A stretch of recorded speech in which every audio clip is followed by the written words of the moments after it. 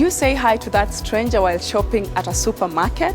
What if I told you that that stranger could easily become your soulmate? No, you have to get ready. Hi, love you. When I saw Patricia in that supermarket, it was just this connection, you know, we sort of hit it off on everything. From the beginning, I thought, this lady is special. He held my hand and said, okay, I love you.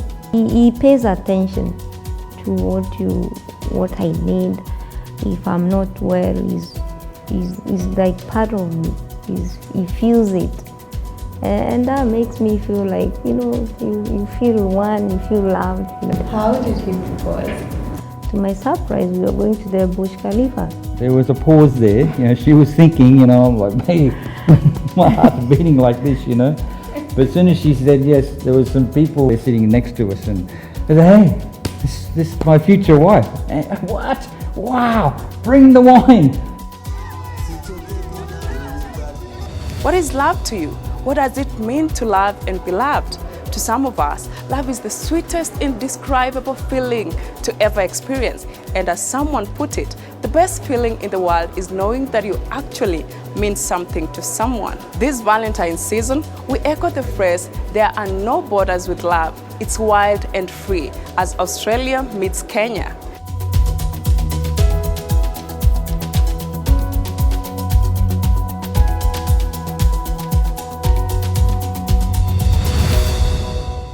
Hello and welcome to Diaspora Live with me, Pasil Telewa.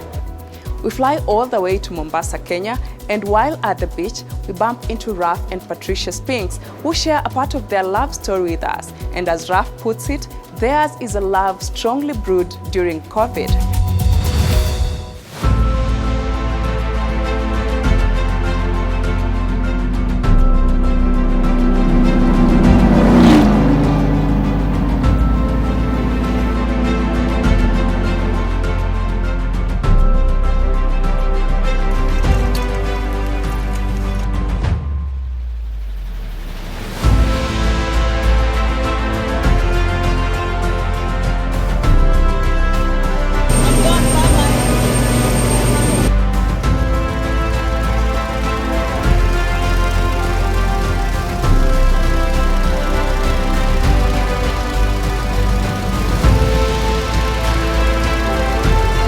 Just disembarking in Mombasa, and we'll see you. Hoping that you can enjoy your Valentine's edition.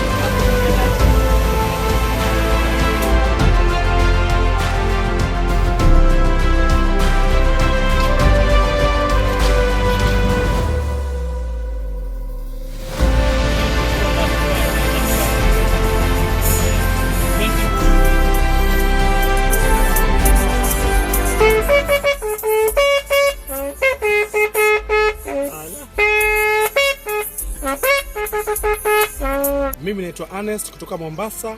Napenda kutazama Diaspora Live kwenye KTN News. Karibuni.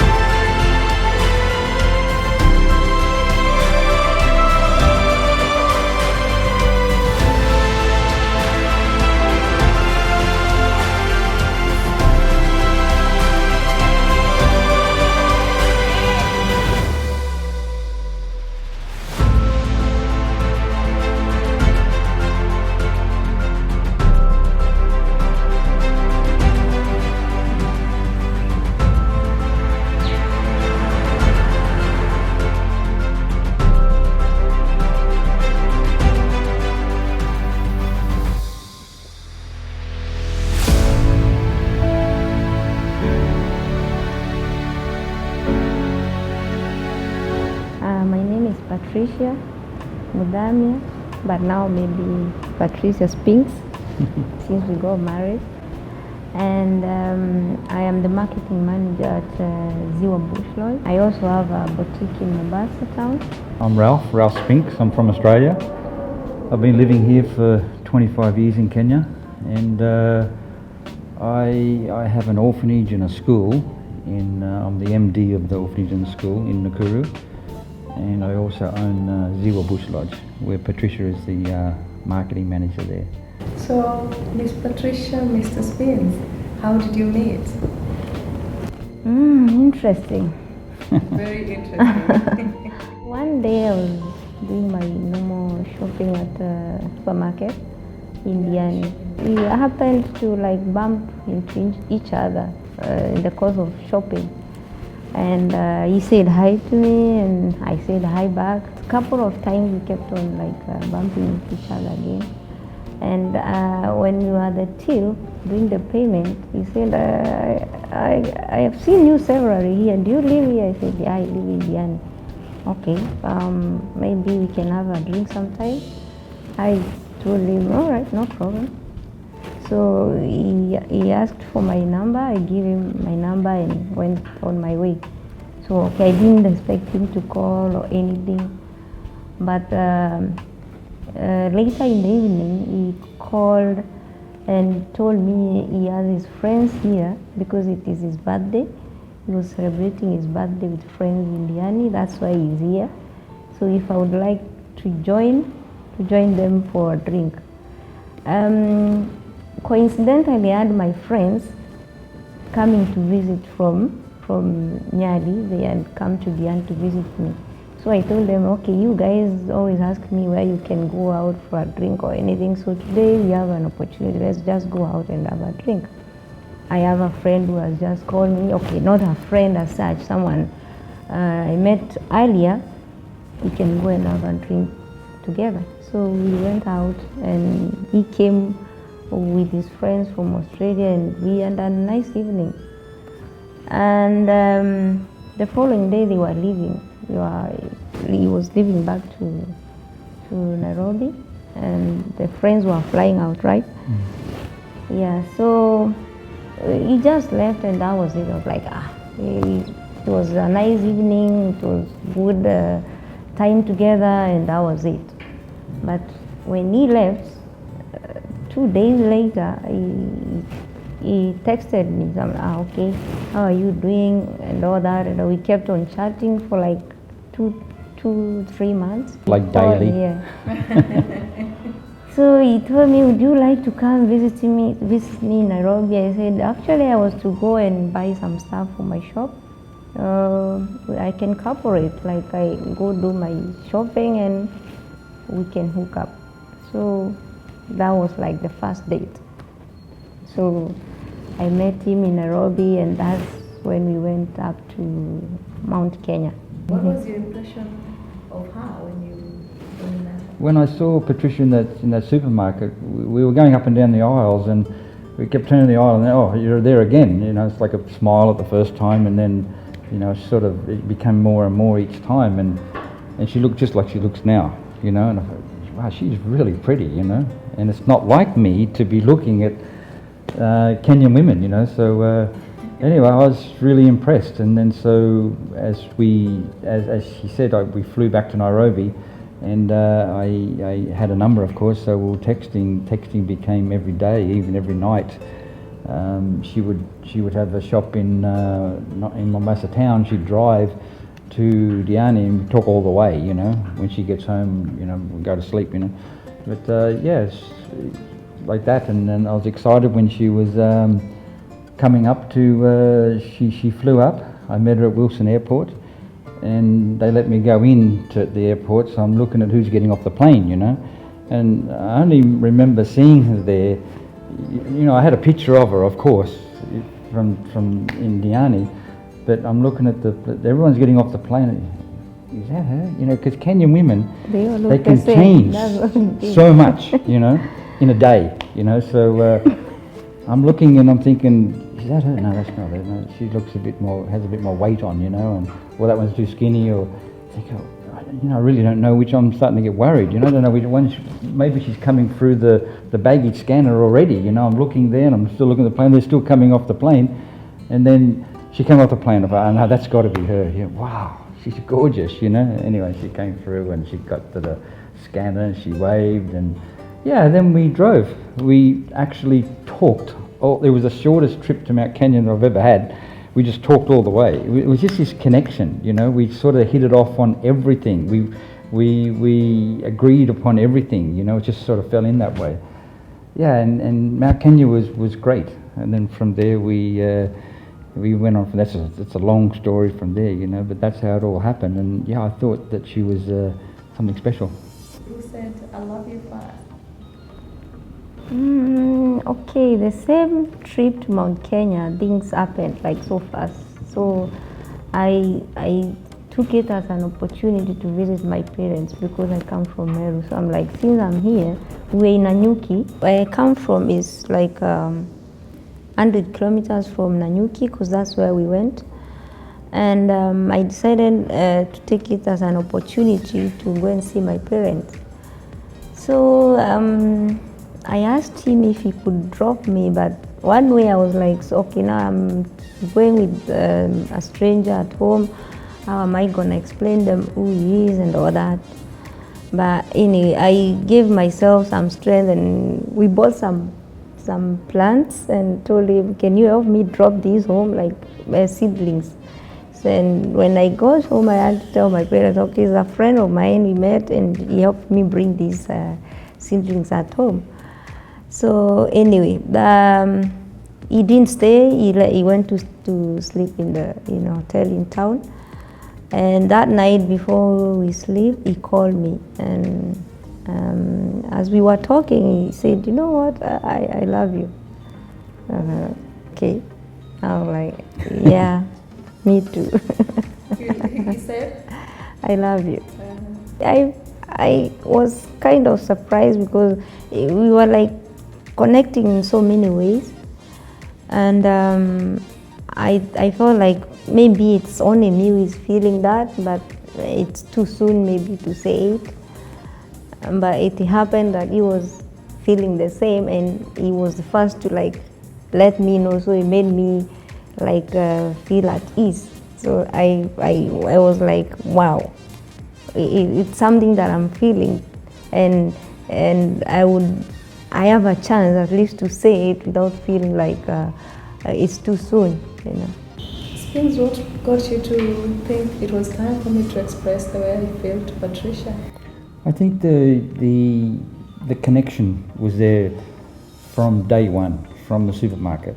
So it was just sort of all falling in place, and then meeting her again in Nairobi, and then talking all the way to having dinner there and playing golf there. It was just all fun. I was sort of taken by how she looked, her mannerism, her intelligence. She had her own car and everything, you know. She had her own business, and I was really impressed, you know.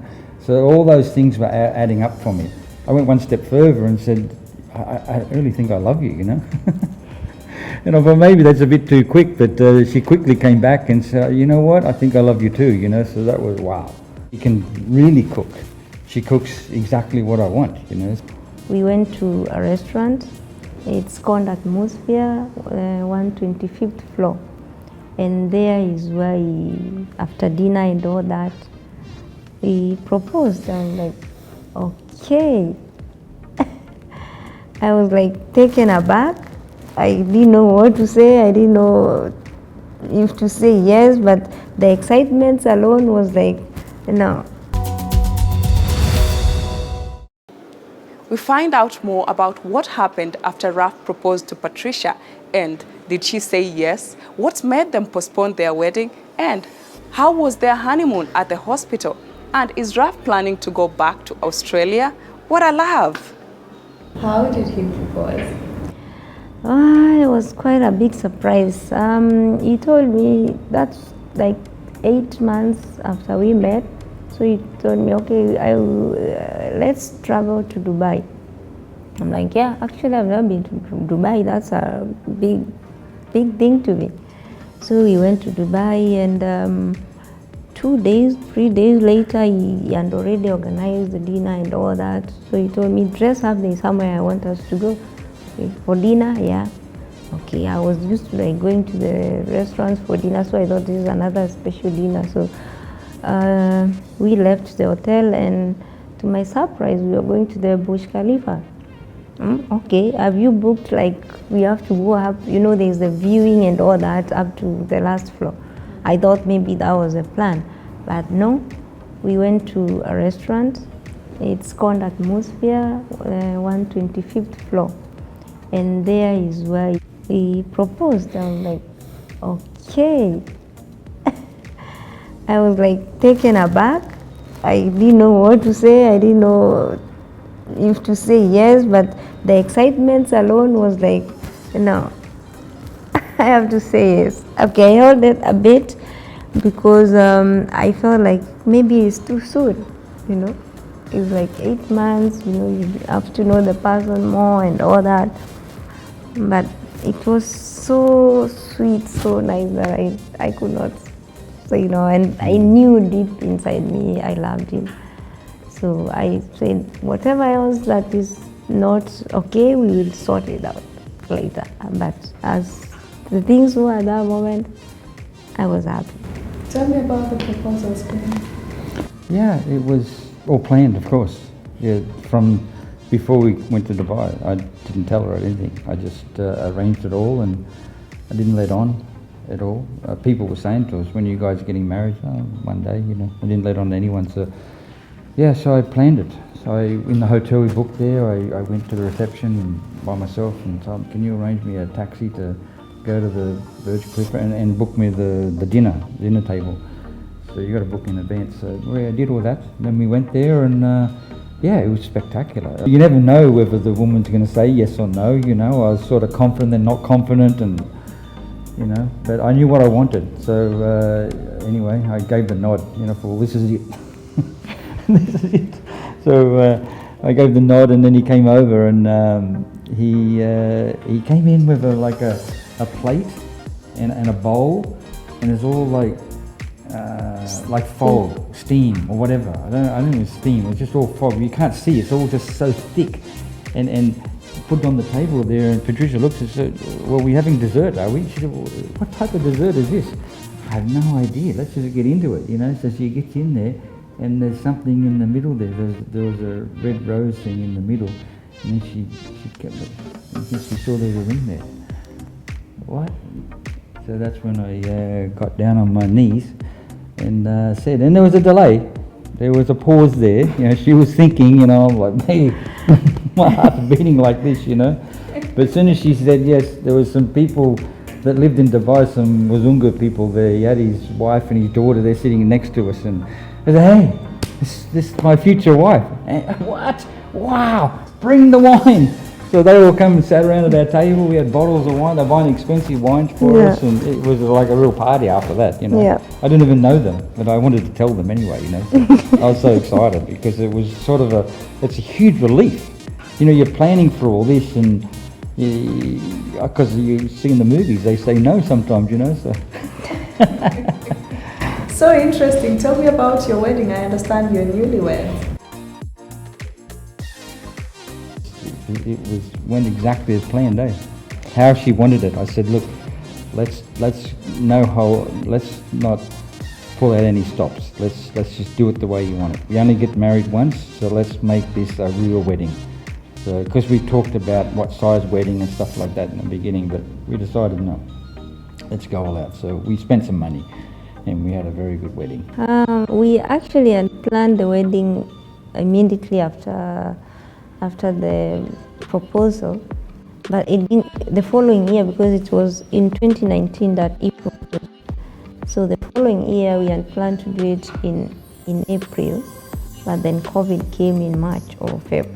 So all the plans went, we couldn't do it. We kept waiting and waiting, hoping that the COVID would go down, or maybe things will change and we can be able to have the wedding that we planned or I wanted, because we had restrictions on the number of people, the venues and all that. So I was feeling like it's not gonna be the way I want it, so we just better give it more time. And also he wanted, like he said, he wanted his best man, the friends to be there as his best man, but the borders were closed and there's no way they could travel. So we were like, let's just give it some time and see if things will ease up and we can do it. So the year went by and still nothing. 2021 came, still the same thing. So one day we were like, okay, let's get this thing done, because we would wait, and at least in Kenya things is up. At least you could have a group of people together without any problem. So we decided, okay, we'll have either do it without the friends, or we wait again maybe for another 1 year or 2, and we don't know what is going to happen. So we decided, okay, let's do it, because we can do it in Kenya. There's not so much restrictions. So sometime in May last year, we just said, okay, let's do the wedding. We started planning. There is the ratio thing, there is everything. Because a wedding that was planned within 3 months. Everything was like put together within 3 months. So from April, May, we planned to go from May, we planned to go for the ratio wedding 3 weeks before the real wedding. I didn't have like a wedding planner. So I thought it's something easy that I can just get a gown here, do this, do that, and the wedding is sorted. I had ordered my gown from England, but unfortunately it came smaller. So it's like 1 week, it's like 2 weeks, 2 weeks before the wedding. So I had to go shopping for another wedding gown. And luckily we found a gown there, a designer gown, and I was so happy. The day we had given, the date we had planned, we had to postpone because unfortunately we got sick, both of us, like the flu or something, like I don't know if it's COVID or what, but we all got sick. So the wedding was supposed to be like next weekend, but we had to postpone to the next weekend. So like everything else has to like come to a stop. And everyone had planned to travel, they had set their days to come and all that.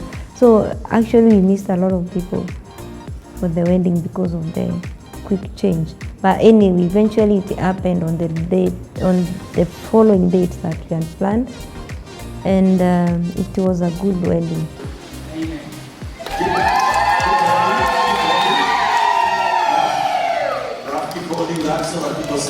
Beautiful. I had all my parents and the people from the village come. I had my friends here. It was fantastic. It was really a nice wedding. We had the church service at Nyali Baptist, and then down to the reception at English Point. And it was more than what I expected. It was beautiful.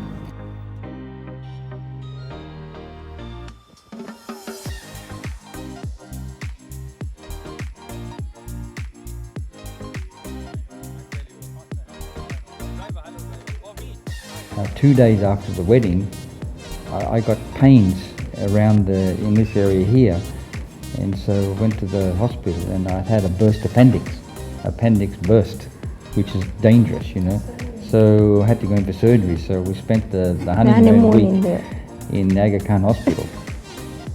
So, that's the sad part of it. Yeah, that's the sad part. But otherwise, the wedding was fantastic. Yeah.